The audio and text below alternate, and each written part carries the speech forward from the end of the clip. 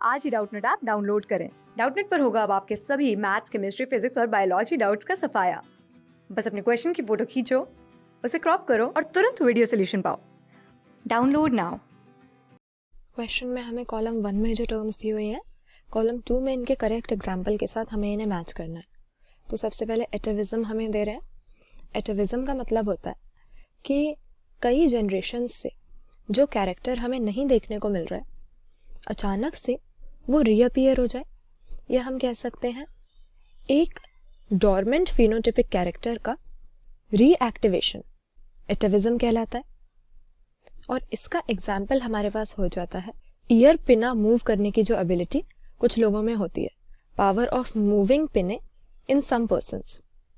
क्योंकि देखा जाए तो ये काफ़ी पुराना ट्रेट है, अब हमें इसकी ज़रूरत नहीं है, क्योंकि अब हम अपने इकोसिस्टम में प्रेडेटर्स से एस्केप करके बच के नहीं रहते हैं, और इसीलिए अपने ईयर पिना को मूव करके हर तरफ से साउंड वेव्स को कलेक्ट करना और सही जगह पर छुपना या एस्केप करना हमारे लिए ज़रूरी नहीं है। जैसा कि रैबिट वगैरह के लिए होता है, वो उनके बड़े बड़े कान होते हैं जिनको वो अपनी मसल्स की हेल्प से हिलाते हैं ताकि चारों तरफ का सुन सकें। मगर ये ट्रेट ह्यूमन बींग्स में अगर हमें मिलता है तो एटाविज्म का ये एक एग्जाम्पल हो जाता है। तो ए को दो हमें मैच करना है 4 के साथ, जैसा हमें ऑप्शन ए में दे रखा है, तो यही हमारा करेक्ट आंसर होगा। लेकिन आगे भी देख लेते हैं क्या क्या हमें दे रहे हैं। बी में कह रहे हैं वेस्टिजियल ऑर्गन। अब ये तो हम सभी जानते हैं, वेस्टिजियल ऑर्गन का मतलब है कोई ऐसा स्ट्रक्चर जिसकी हमें अब ज़रूरत नहीं है लेकिन वो फिर भी परसिस्ट करता है, यानी अभी भी हमारी बॉडी में पाया जाता है।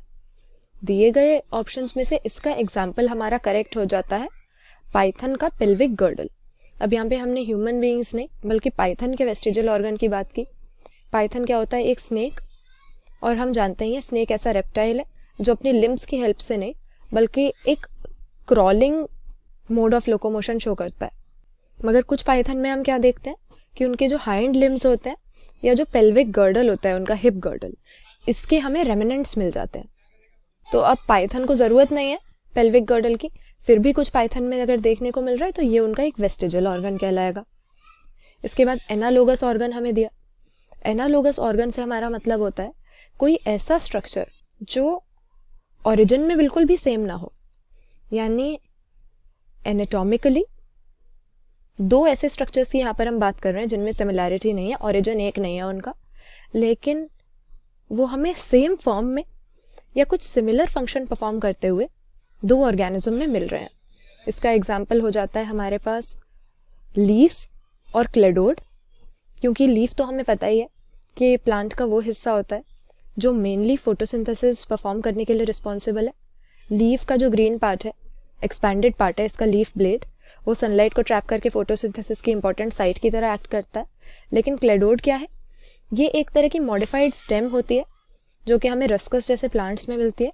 यहाँ पर स्टेम थोड़ी फ्लैटेंड और सिलेंड्रिकल टाइप की हो जाती है और फोटोसिंथेसिस वो परफॉर्म करने लगती है। ग्रीन स्टेम होती है ये। तो यहाँ पर फंक्शन क्या हो गया? दोनों का सिमिलर हो गया फोटोसिंथेसिस का, जबकि एनाटॉमिकली ये सिमिलर नहीं है। लीफ लीफ होती है और क्लेडोड एक स्टेम है, तो इसीलिए इनको हम एनालोगस कहेंगे। वहीं होमोलोगस ऑर्गन लास्ट में जो हमें दिया हुआ है, यहाँ पर एनालोगस का बिल्कुल उल्टा सीन होता है। एनाटॉमिकली स्ट्रक्चर सिमिलर होते हैं, ओरिजिन सेम होता है, लेकिन डिफरेंट फॉर्म में या वैरायटी ऑफ फंक्शन परफॉर्म करते हुए डिफरेंट ऑर्गेनिज्म में हमें मिलता है। और इसका सही एग्जाम्पल हो गया बोगनविलिया के थॉर्न और कुकुरबिटा के टेंड्रिल। क्योंकि दोनों का ओरिजिन तो सेम है, लेकिन बोगनविलिया में ये एक पॉइंटेड वुडी स्ट्रक्चर बने हुए हैं जो ब्राउजिंग एनिमल्स से इसकी प्रोटेक्शन करने का काम कर रहे हैं, जबकि क्यूकुरबिटा के प्लांट्स में ये टेंड्रिल्स की फॉर्म में सपोर्ट प्रोवाइड करने हैं ग्रोथ के लिए। तो यहाँ पे ऑप्शन ए हमारा सही आंसर है, जहाँ पर सभी को करेक्ट एग्जाम्पल के साथ हमने मैच कर रखा है। क्लास 6 से 12 से लेके नीट, IIT, जेईई मेंस और एडवांस के लेवल तक 10 मिलियन से ज्यादा स्टूडेंट्स का भरोसा। आज ही डाउनलोड करें डाउटनेट ऐप या व्हाट्सएप कीजिए अपने डाउट्स 8400 400 400 पर।